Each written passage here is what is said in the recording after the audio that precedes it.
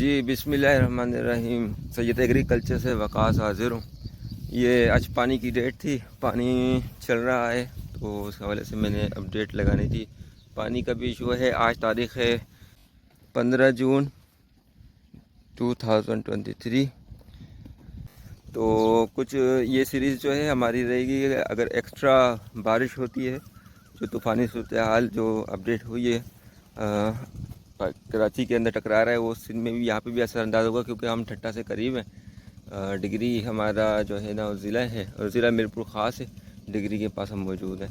तो इसमें बात ये करनी हमने कि तूफ़ान और यानी या तेज़ बारिश से जो है वो फसल के साथ क्या सूरत होती है, और इसकी जो है ना वो फिर ज़मींदार को कितना नुकसान होता है। तो सूरत ये है कि हमारे पास तो अभी जो है वो कम एकड़ लगाए हुए हैं। दूसरा फिर नुकसान की तरतीब बतदरीज किस तरह चलती है, ये ज़रा इंटरेस्टिंग है। ये जनाब पुट्टी है, ठीक है, ये पुट्टी यानी कपास, ठीक है, कॉटन। और अब सूरत हाल देखिएगा, पानी की शदीद कमी थी, ठीक है, शदीद तरीन कमी थी, और तूफ़ान और बारिश का कहा है तो कुछ ना कुछ असरात यहाँ पे आने हैं, 50% तो आने हैं, ठीक है।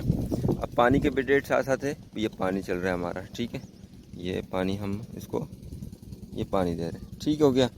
अब ये है कि अगर इसमें पानी हमने एक तरतीब से, मैं आपको ज़रा करीब से दिखाता हूँ पानी। ये हमारी खीरियाँ बनी हुई है, ये जो खड्डे बने हुए खीरियाँ कहते हैं, ठीक है।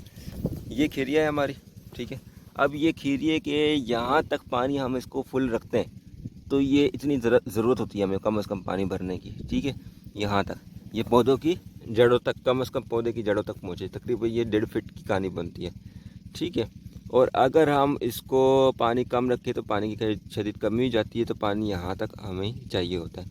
अब यहाँ तक पानी का मतलब ये हो गया कि ये पानी एक दिन के अंदर आधा से ज़्यादा उठा लेता है, यानी ज़मीन पे जब्स कर लेती है अपने अंदर। और उसके बाद अगर एक्स्ट्रा पानी होगा, ज़मीन ये यहाँ तक भर जाएगी, तो उसके बाद कहानी ये होगी कि ये पानी अगर 2 दिन तक ये बर्दाश्त कर लेगा, 3 दिन बर्दाश्त कर लेगा, चौथे दिन अगर पानी खड़ा होता है तो ये पौधे आपके गिरना शुरू हो जाएंगे, क्योंकि ये ज़मीन नरम हो जाएगी, कमज़ोर हो जाएगी, पौधे गिरना शुरू हो जाएंगे, और इस तरह आपकी फसल तबाह होना शुरू हो जाएगी। 4 दिन के बाद या 5 दिन के बाद जो है ना ज़मीन बर्दाश्त नहीं करती है, नरम पड़ जाती है और पौधे गिरना शुरू हो जाते हैं। और ये अब देखें फल बिल्कुल तैयार है। पिछले साल भी शदीद पाकिस्तान में सैलाब, और सिंध में जो अंदरूनी सिंध में सैलाब आया था, उससे पूरी कपास की फसल तबाह हुई थी, आपकी इंडस्ट्री हम पूरी तबाह हो गई, और उससे फिर यकीनन आपने फिर देखा कि कितना शदीद नुकसान हुआ।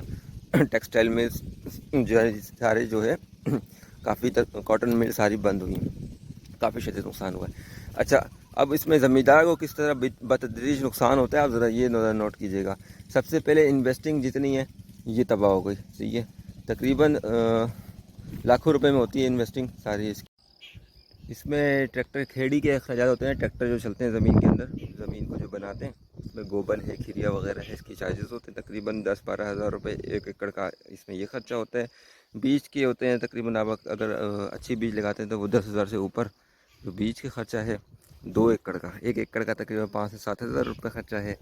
उसके बाद आपका स्प्रे वगैरह का खर्चा है, ठीक है। तो ये तकरीबन जाता है तकरीबन 35,000 तक कम से कम जाता है एकड़, 35 से 50,000 भी जा सकता है, ये चलती हैं, ठीक है। ये सारा नुकसान शदीद तरीन होता है, ठीक है। और उसके बाद पूरा साल ज़ाया होता है, ठीक है। सबसे अहम बात ये जहन में रखें कि कॉटन की जो क्रॉप है, ये सबसे ज़्यादा जो है मेन क्रॉप होती है। गंदम की क्रॉप और सरसों की क्रॉप जो हमारी सर्दी में जो सीज़न होता है, उससे ज़्यादा ये सबसे मेन क्रॉप है हमारी प्रॉफिट देने का, ज़मींदारों के लिए सबसे प्रॉफिटेबल कॉटन की। और असल कहा जाए कि असल प्रॉफिट इसी से ही गेन होता है, ठीक है, दूसरी चीज़ों से नहीं मिलता, ठीक है, प्रॉफिट। तो ये सिचुएशन होती है। तो उसके बाद होता ये है कि आपकी इन्वेस्टिंग, सबसे पहले ज़मींदार की इन्वेस्टिंग गई, ठीक है। दूसरा साल ज़ाया हुआ, प्रॉफिट जो साल में सबसे मेजर प्रॉफिट आना था, वो मेन प्रॉफिट का रेशो आना था, वो प्रॉफिट गया, ठीक है। और पूरा साल आपका, फिर अगले साल का फिर आप इंतज़ार करेंगे, गंदम लगाएंगे, ठीक है, जेब से आप जो पैसा करके हो जो भी होगा, तो आप इन्वेस्टिंग करेंगे, गंदम और सरसों फिर लगाएंगे, सीज़न में आएगा 10वें महीने में। उसके बाद अगले साल फिर जो है मार्च में अंदर आप इसकी फिर कपास लेकर जाएंगे।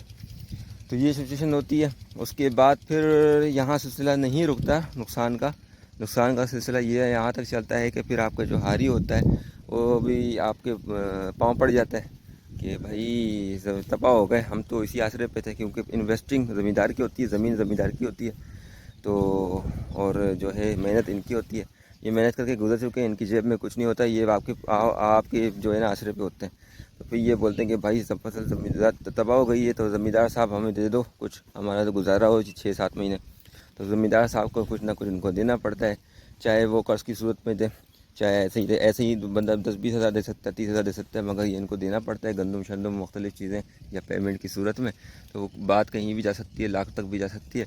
तो होता ये है कि फिर वो भी पेमेंट करना पड़ता है। अब आपके पास जितने हारी है, और कपास के अंदर 2 एकड़ लेते हैं हम मैक्सिमम, यहाँ पे हारी को 2 एकड़ 2.5 एकड़ लेता है, क्योंकि उसमें मेहनत बड़ी होती है, तो उससे ज़्यादा हम दे नहीं सकते उसको, तो इतने ही एकड़ होता है। तो अब 2 एकड़ के हिसाब से आप लगा लें, तकरीबन कह लें कि जितने आपकी ज़मीनें हैं उतने हारी होंगे, तो उतने ही उनको पेमेंट करनी होगी। ये लाखों का हिसाब जाता है। आप इतने बड़े ज़मींदार हैं, उतना ज़्यादा गुर्दा चाहिए आपको, दिल गुर्दा चाहिए आपको कि इनको पेमेंट करनी है, फिर लाज़मी बात है साथ लेकर चलना होता है इनको।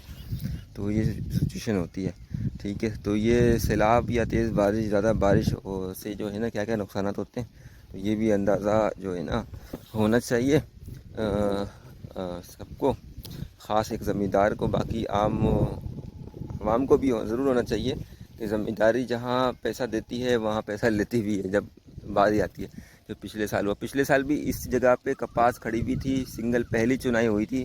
पहली चुनाई का मतलब ये है कि एकड़ में 20 किलो 10 किलो, ठीक है, कपास चुनाई हुई। उसके बाद जो है ना सैलाब आ गया, तो इसमें तकरीबन 4 लाख 3.5 लाख रुपए जो है ना वो डूब गए थे। फिर वही बात कि फिर हारियों को भी कुछ ना कुछ प्रोटेक्ट करना पड़ा, तो उसमें ये मामला तरतीब चली थी। और इस बार फिर देखते हैं अल्लाह ताला की क्या मंशा होती है, तो उसी हिसाब से लेकर चलना है। तो ये जो तरतीब होती है नुकसानात की, ठीक है। फिर पूरा साल जो है वो इंतज़ार करना पड़ता है, फिर ज़मीन से पानी भी निकालना पड़ता है अगर एक्स्ट्रा पानी हो, ठीक है। अगर पानी खड़ा हो तो एक्स्ट्रा निकाल भी सकते हैं ट्रैक्टर लगा के, पंप लगा के, ठीक है।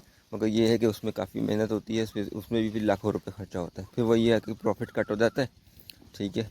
तो पानी निकालने का भी तरतीब होती है, मगर ये है कि उसके लिए बारिश रुकना शर्त है। बारिश रुकेगी तो फिर जो है ज़मींदार पानी निकालता है, इसमें भी अच्छा खासा खर्च होता है।